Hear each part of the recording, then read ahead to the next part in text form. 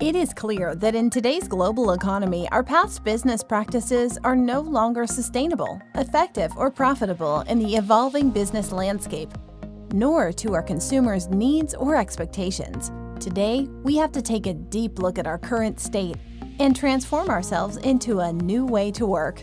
Many struggles with leaving nostalgic and comfortable processes to look towards how to do things more effectively than what they have always known. So let's introduce you to Benjamin and Bella, two hotel owners that are navigating how and when it makes sense to reopen or not. While both are having to deal with ever-changing regulations, policies, and standards of excellence, we see that they take two different perspectives with differing results.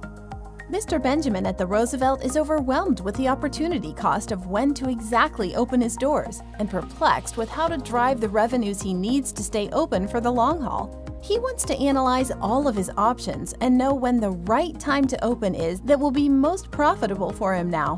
While Bella across the street, who owns the Lux, is optimistic and believes that she will need to take the calculated risk of doing something to incrementally drive revenues, even if her strategy isn't perfect.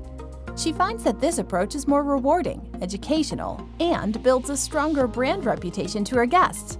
Besides, she can't just stand sitting on the sidelines. So when Benjamin navigates his loans with the banks and which employees to keep and tasks to delegate, Bella explores others that have different perspectives or knowledge of how to put a recovery plan in place and be proactive. She listens to her guests and adapts every day to continue to stay a step ahead of them. While her systems are not perfect, she finds that overall her people are happy, her staff, her guests, her investors. As the months pass, Ben, the do-it-yourselfer, comes to learn that doing nothing costs him way more money now than he'd anticipated and is not the preventative maintenance he thought it was as he watches his neighbor Bella enabled and empowered, not quite thriving, but well on the way to.